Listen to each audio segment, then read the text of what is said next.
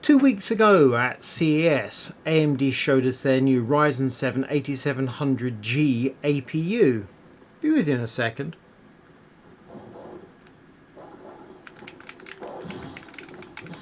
And they told us you can play AAA games at 1080p on the APU, no graphics card required. And I thought, that's quite a bold claim. I'll look forward to seeing that. Not, you understand, in a test room,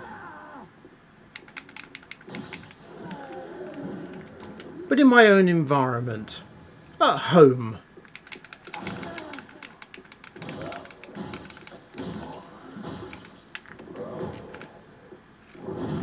And you know what? They were quite correct. Estes for Leo. Not only can I play Dark Souls 3 on medium settings at 1080p, as you can see, no graphics card in the PC, I'm actually powering two monitors. The monitor you can see and the one I'm looking at. So this APU is running two monitors in, I consider it to be at least a decent quality game, maybe not AAA these days. Get him before he transforms. And kill, kill, kill.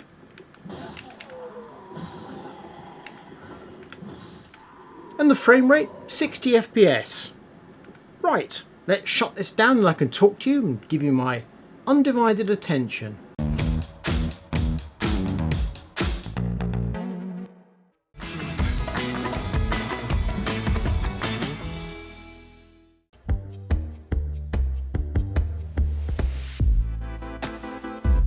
The PC I was playing Dark Souls 3 on is the simplest PC I've built in many a long year. Took me moments to put together. The parts involved, we have the processor sent to us by AMD, memory sent by AMD, and motherboard sent by AMD. The case is a Fractal Design Meshify 2 Compact, and the power supply is this Seasonic Focus GX 1000 rated gold, and it's ATX3.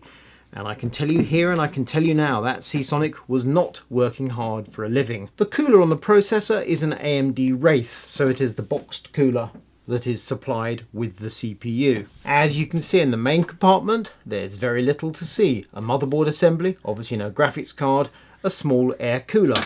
And let's take a look around the back. The bare minimum of cable mess.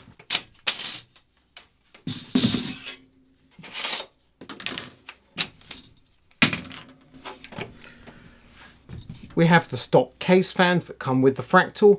I don't think they're entirely necessary. And now you can see it's an absolute bare bones PC. One thing you might be wondering is, why is this system so large?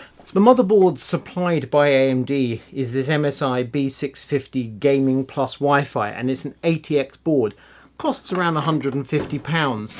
I would have much preferred to have had a micro ATX board to show off the potential of an APU system. You can make it more compact. Here we have a Meshify 2 Mini for comparison.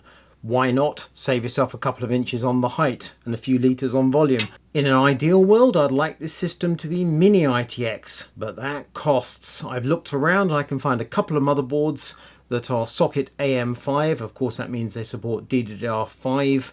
And those boards cost £250. I've also looked upstream and I've found boards costing £500 in Mini ITX. So £250 for Mini ITX, £150 for this ATX. Let's remove the motherboard assembly.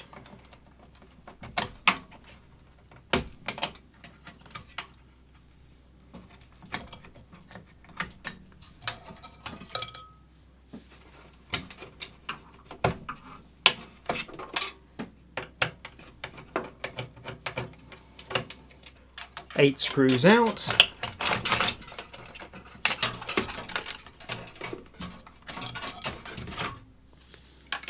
And there we have the guts of the system. And as you can see, I'm using a Thermalright contact frame because they are dirt cheap, costing less than £10. and I think they help thermals. Certainly they look smart, and I cannot see a downside to using a contact frame apart from that trivial cost. Clean off the thermal compound, and there we have it, a Ryzen 7 8700G. And you might be wondering, what on earth is a Ryzen 7 8700G? And that's a very good question. At CES 2023, AMD announced their Phoenix range of mobile processors, and these new Ryzen 8000G APUs are Phoenix processors in desktop form. As we can see when we look inside these new processors, we have an NPU, which is an AI engine using AMD XDNA, we have a CPU based on AMD Zen 4 technology, and we have a GPU, which is AMD RDNA 3 technology. There are 4 processors in the family. The Ryzen 7 8700G that we're looking at here, 8-core 16 threads, 65W TDP, and the graphics are AMD Radeon 780M. The US price without tax is $329. Stepping down, we have the Ryzen 5 8600G, 6 cores 12 threads, again 65 watts, and now we have Radeon 760M graphics. The price a lot cheaper at $229. And then we have the Ryzen 5 8500G and has Radeon 740M graphics. There's a 4th option, the Ryzen 3 8300G. However, that's only for system integrators and we won't see that in retail.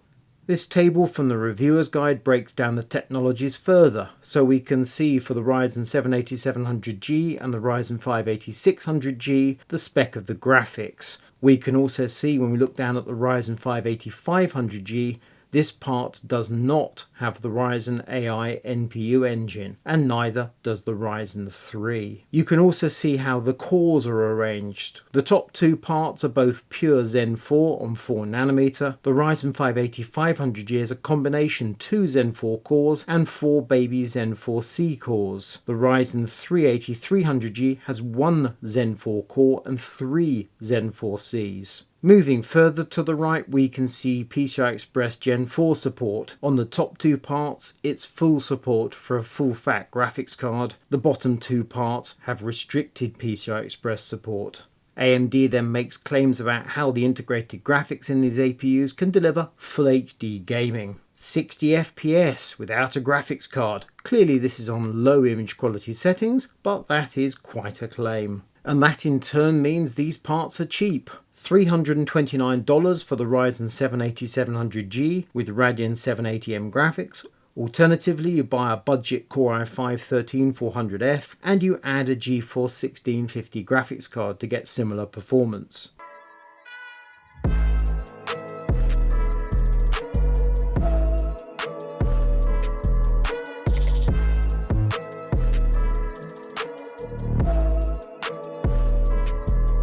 To put AMD's claims to the test, we obviously need a comparison, and I've gone for a Core i5-14600K. There's a good reason why AMD's using Core i5-13400F in those figures, and it's down to cost and also power rating.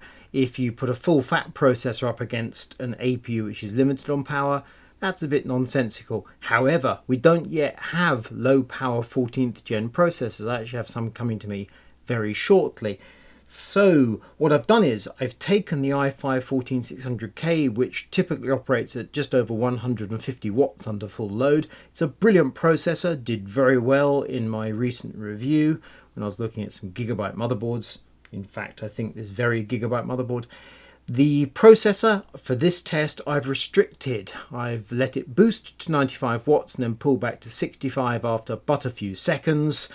And that makes it comparable to the AMD, which is rated at 65 watts, but actually takes 88 watts. The motherboard is a Gigabyte Z790 Aorus Elite AX for memory, and the memory is really important.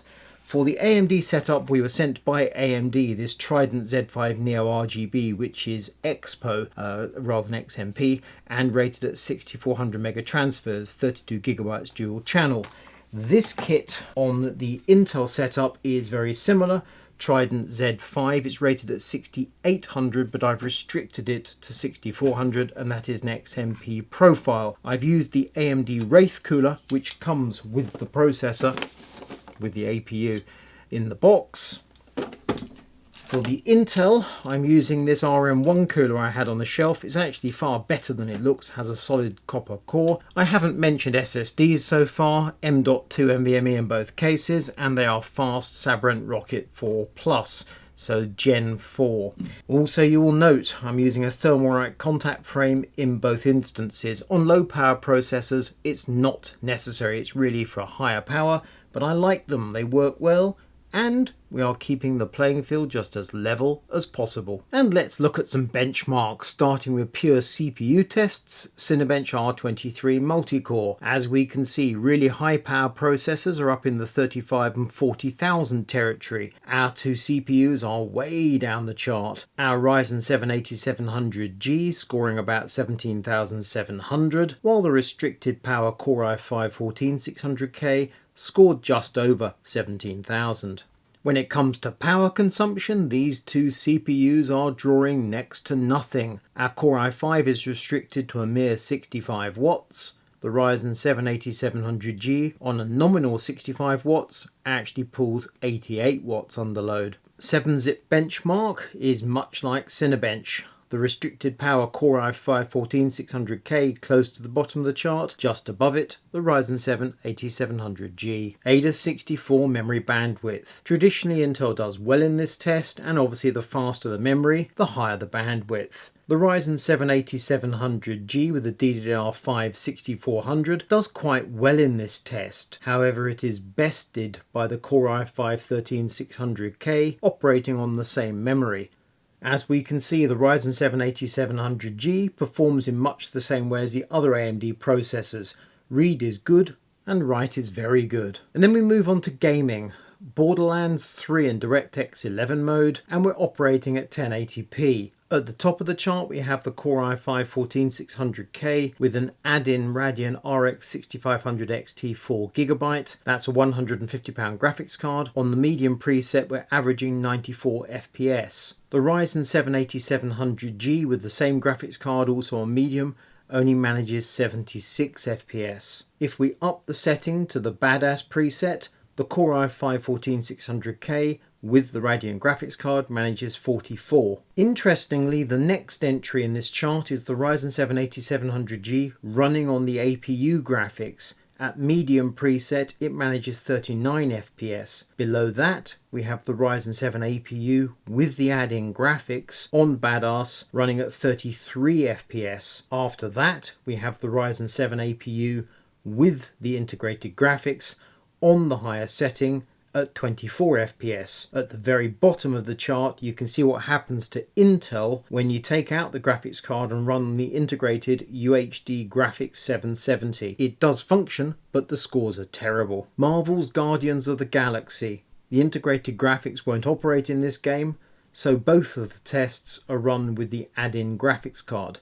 At the top we have the Core i5 14600K with the graphics card, very high preset, 42 FPS, and then we have the Ryzen 7 8700G with the graphics card, also very high preset, 40 FPS. The 1% low is significantly worse than the Intel. Far Cry 6 at 1080p, DirectX 11 mode. At the top we have the Core i5 with the add-in graphics card, medium preset, 78 FPS. Ryzen 7 8700G with the Radeon graphics card, also medium preset, 67 FPS. Then we have the Core i5 with the add-in graphics card on Ultra at 59 FPS. And then the AMD APU with the add-in graphics card on Ultra at 41 FPS, significantly worse than Intel. Moving on to the integrated graphics, we have the AMD APU with the Radeon 780M graphics on medium preset, managing 40 FPS. Behind that we have the APU with integrated graphics running on Ultra at 33 FPS. This time Intel on the integrated UHD Graphics 770 manages slightly better than before, but we're still talking 15 and 10 FPS respectively. And finally we have Shadow of the Tomb Raider at 1080p in DirectX 12 mode. At the top of the chart the Core i5 14600K with add-in graphics, medium preset, 97 FPS. The AMD Ryzen 7 8700G with the add-in graphics on medium,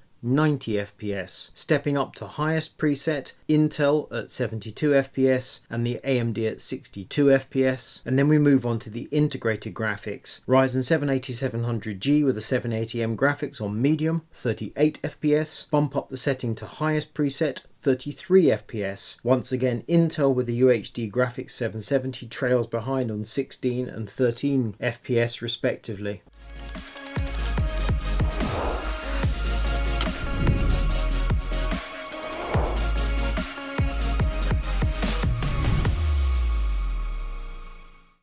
Let's return to Dark Souls 3 and let's talk about what I think about the Ryzen 7 8700G as a gaming platform using the integrated graphics. And you may be wondering, why is Leo running around at such an early level in this game? The answer is, I played Dark Souls 3 and other games on PlayStation 5. I only installed this game on my PC for this review, hence I'm at a very early level. And I found it rather more challenging than I expected. I thought I'd just zoom through the early levels, but oh no. You can see that although the AMD graphics drivers have all sorts of clever technologies to improve your gameplay, it is obvious that the GPU is pegged close to 100%, while the CPU is practically idling. The graphics in this Ryzen 7 are absolutely the limiting factor, and that applies whether or not we're playing on low or medium quality settings. And this required me to recalibrate my brain slightly. With PlayStation 5, and yes, I know that's also an AMD APU, it is responsive, snappy and instantaneous. Here I sometimes had difficulty killing a character that was stationary. It would seem my brain recalibrated and I adjusted my gameplay slightly to suit the APU, and I made my way through a handful of battles. While the gameplay looks good and the image quality is absolutely fine for my eyes, it was still a slightly difficult process and not the same as a console or a more high-powered gaming PC. And this gives me mixed feelings. On the one hand, I'm impressed the Ryzen 7 8700G APU was able to play Dark Souls 3 at 1080p. On the other hand, the gaming experience was not quite as good as it might have been, and I died even more frequently than usual. So what do I think of the Ryzen 7 8700G? Let's start with my pros and cons. Pros, the good points. The Radeon 780M graphics are the best APU graphics we've ever seen. No argument there, hands down a winner. The Ryzen 7 8700G specifically gives you a relatively cheap way to start 1080p PC gaming, i.e. you don't need a graphics card. And I've demonstrated that. And you get an AI engine in the processor because it is a laptop chip in desktop form. I've barely mentioned AI or the XDNA engine, and that's because at the moment, frankly, there doesn't seem to be a huge number of applications that you can do on your own PC as opposed to, AI cloud services. Undeniably, this is going to be a thing of the near future and forevermore. Microsoft's Copilot, for example, it's here already and it's not going away. So AI is going to be unavoidable. Hardware in your own PC or laptop or phone is going to be welcome. Cons, the negative points. APU systems are effectively limited to ATX and micro ATX because mini ITX motherboards cost a load. I mean, obviously you can build a mini ITX system around this APU, but what's the point? If you're going down that route, you might as well put a graphics card in it. You're already spending money, spend more money, have a better system. Budget graphics cards can get really noisy.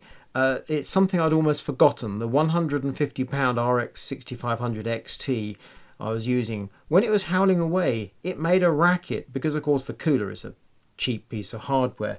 I'm sure Dominic suffers from this all the time, but it's a while since I've had to endure it. So if you do put a budget graphics card in your PC, bear that in mind. And finally, if you use a GPU, i.e. you're not using the essence of the APU, the Core i5-14600K is a better choice than this particular Ryzen 7, even when you limit the power. And that's the fundamental problem I've got here. If you know you're building a system that is never going to have a graphics card, this is a brilliant piece of hardware. Love it to bits. If you're building a PC with the expectation you'll spend some money on a graphics card in the future, then perhaps literally this hardware and the case and the power supply is all you can afford, say £800, you can't stretch to £1,000. I appreciate that, we've all been there, in which case this is a good choice. But if you can stretch that bit further, beg, borrow, steal from your friends and family, and you get even a budget graphics card, then to my mind this APU is a really curious choice. As an APU it's excellent.